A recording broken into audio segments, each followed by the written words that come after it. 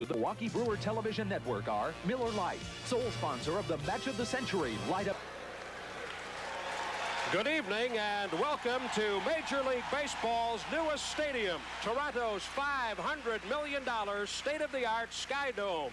Tonight, the Milwaukee Brewers and the Blue Jays will make history under baseball's only retractable dome. Tonight about 5 o'clock, the four panels of the roof were opened to reveal Toronto's first major landmark, the CN Tower. Now, right next door, Toronto has another landmark, and tonight it will be filled with 53,000 baseball fans. I'm Jim Paskey, joined by Pete Vukovich. Glad to be back with you on Brewer Baseball. And what an event we have for you tonight in Canada, and there are certainly a lot of smiles north of the border, Peter. Boy, our Canadian friends are beaming with pride, and they have the right to. An engineering marvel, an astute means of financing. They put together $60 million, 30 from the province of Ontario, 30 from metropolitan Toronto, 25 corporations donating $5 million apiece for preferred supplier status and some skyboxes. What a spectacle. It's great being here. Well, I believe the figures started at a little bit under $200 million, and as we said, the final number's at $500 million, and it really shows as you look around this building tonight. And we will be trying to show you as much of the Sky Dome as we can during tonight's ball game. Now, you are one of two people in the building I know that were at the first game in Exhibition Stadium back in 1977, Chuck Hartenstein being the other. What reflections do you have about that ballpark as you look at this beautiful new palace? Well, I can remember 2 times during the opening ball game a Zamboni machine coming out and cleaning the snow up off the carpet. I don't think they'll have any problems with that here anymore. Well, it is truly a magnificent facility, and a couple of pitchers who will no doubt become the answers to a trivia question are going here tonight. Jimmy Key and Don August, they had the privilege of opening the season for their respective ball clubs, and tonight they get to open up in this beautiful new facility. Well, Jimmy Key's 6-3 with a .310 earned run average. He's throwing the ball very well. He's 3-3 lifetime against the Brew Crew. Donnie's 4-6 at this stage and 1-1 against Toronto. Should prove to be an interesting matchup. Well, as I said, we are going to be showing you some of the dome tonight as we go along through the broadcast. As you would expect, there are a lot of ceremonies tonight. Both teams are on the field being introduced. This is being treated as the event that it is, so it is truly spectacular. We came out here about 3 o'clock this afternoon and took our own tour, Peter. We walked all over the outfield and checked out this stadium as best we could. And one of the areas that we will not be able to see tonight, but should be talked about, is the clubhouse that the Blue Jays have. It is unbelievable. Country club atmosphere, one of the most amazing things I've ever seen. Large, expansive kitchen, lounge with leather chairs. Beautiful. It's incredible. They have a sauna in there, a huge shower room. They have a kitchen, leather chairs, as Peter said, just immense. The visiting clubhouse is very nice, but not quite the same. They don't want the visitors to be too comfortable. We're not the home team, I guess. It just happens to be that way, as it is usually around the country and in Major League Baseball stadiums. We have our national anthem now, sung by Anne Murray.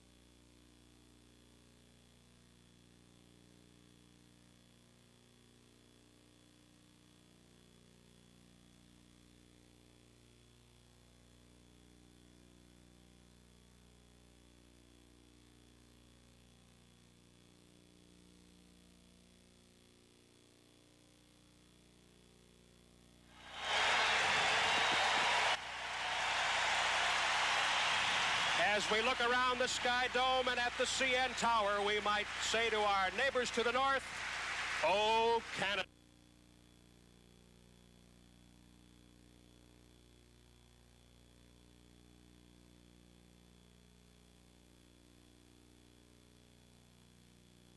A Canadian singing the national anthem.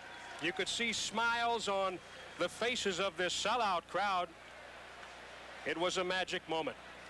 Well, as we take a look at some of the features in the dome, I guess the one that jumps right out at you is an incredible scoreboard in center field.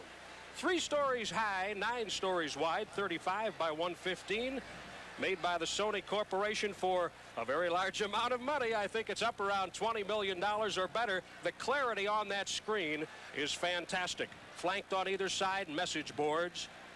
The white area with windows to the left and right and above the scoreboard will be a hotel. Rooms facing the field will go for $1,000 a night. Well, that's only $850 American. Which makes it all that much more accessible. That's true. Below the scoreboard, a huge restaurant. That's in the glassed-in area. There are bars and nightclubs on levels below the colored lights. There they are. They have everything here. A health club, $2,500 to join, $1,500 a year to be a member. Tuxedo-clad waiters and waitresses.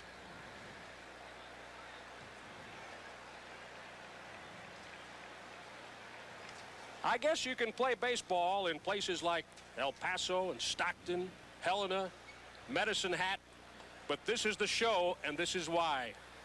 The Sky Dome in Toronto. We will be back with our starting lineups and more festivities in just a moment on the Brewer Baseball Network. We are just a couple of moments away from baseball in Toronto. Let's take a look at the Ameritech Pages Plus Brewer lineup for this historic ball game at the Sky Dome.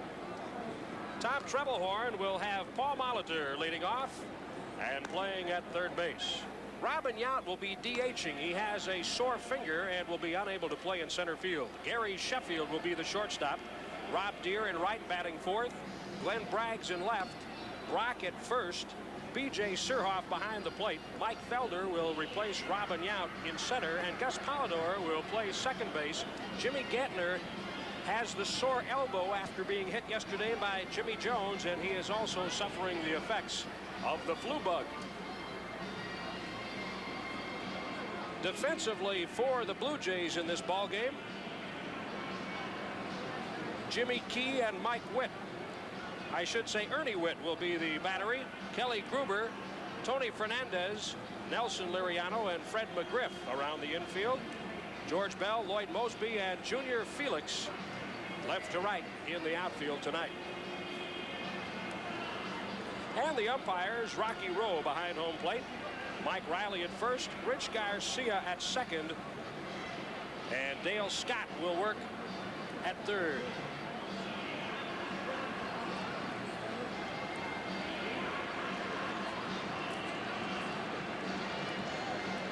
The dimensions of this ballpark were painted on the wall about 3 o'clock this afternoon. In the corners, it says 328. In the alleys, it says 375, 400 in straightaway center field. But Peter, you talked to the Carpenters and got some different numbers. Got the boys that run that tape from the back of home plate out to the pitcher's mound. Looked awfully large for the numbers they told us. Straightaway center field, supposedly 412 feet. Left center in the alleys, 382. And 329 and a half they claim down in the corners. The Metrodome in Minneapolis and the Kingdome in Seattle are considered to be hitters' parks. The Houston Astrodome is a pitcher's park. What is your best guess about the Sky Dome? We have not seen any balls hit here. There was no batting practice taken today, so it's completely unknown. The general consensus is that this will be very similar to the Astrodome. Heavy air, ball not carrying very well.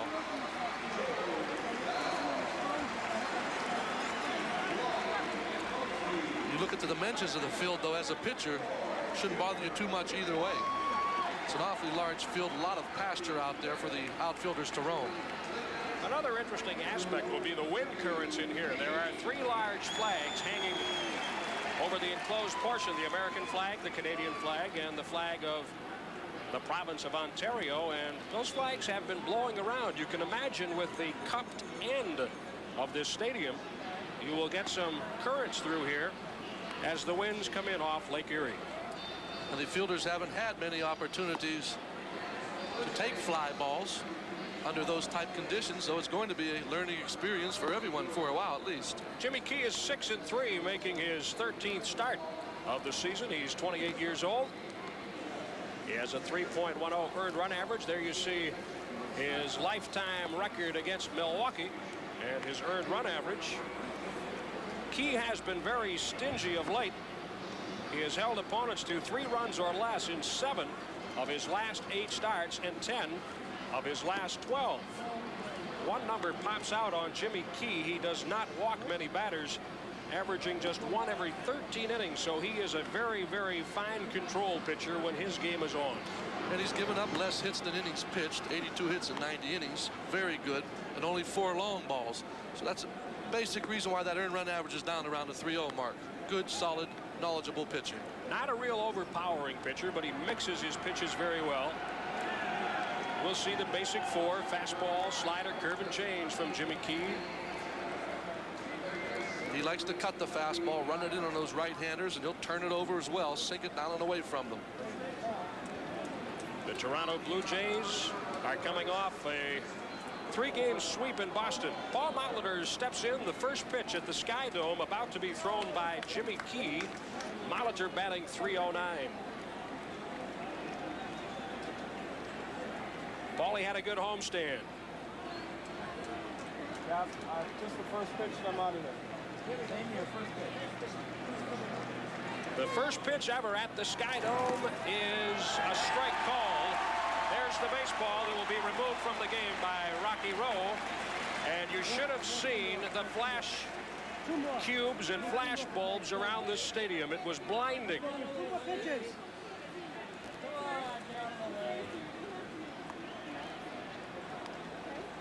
Jimmy Key did not like ball number 2 thrown out, so he has baseball number 3.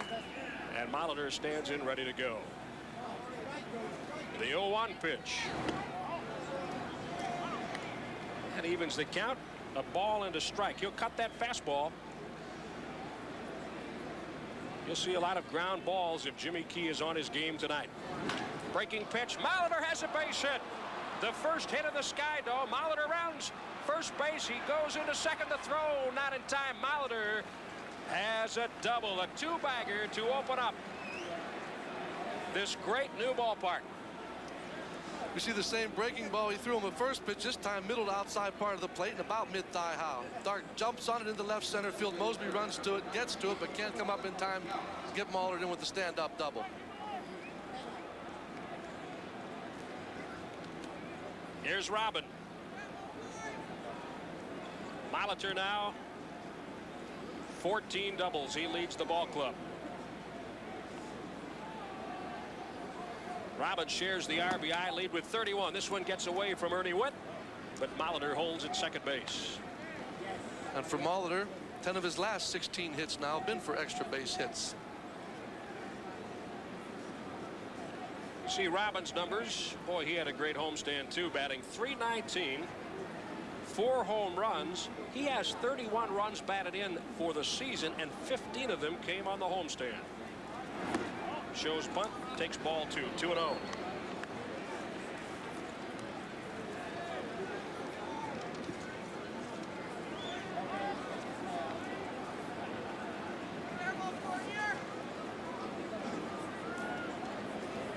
Molitor opened the game with a double off Jimmy Key.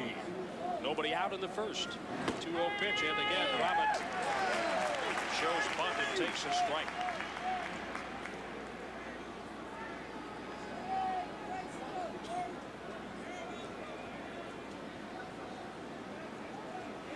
You have to wonder if that finger bothering him is the reason they have the bunt on. Robin's so capable of hitting the ball the other way.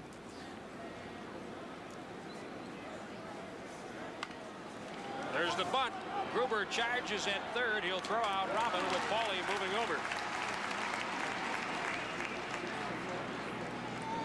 So a sacrifice puts Molitor on third base with one out.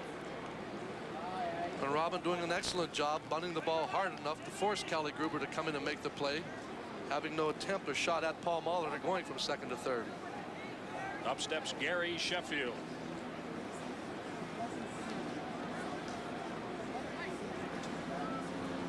Who will have the first home run in the Sky Dome? Maybe we'll see it here tonight. Here's a ground ball. Fernandez has one play. The run scores. Sheffield drives home Paul Molitor, and the Brewers play a little ABC ball in the first inning and lead 1-0.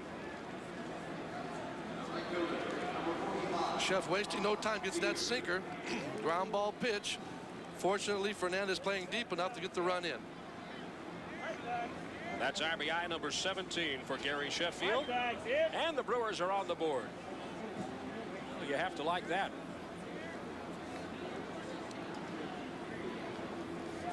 Here's Robbie Deere at 218. He leads the club with 12 home runs.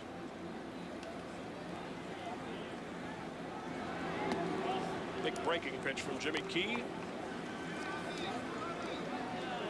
Smart pitching. Deere, fastball hitter. Molitor, fastball hitter. First pitch. Coming up with a breaking ball. First pitch to both hitters. There's a fastball on the ground. Big hop for Gruber. He makes the throw. That'll do it. But the Brewers come up with a run on a hit and lead 1-0 at the Sky Dome.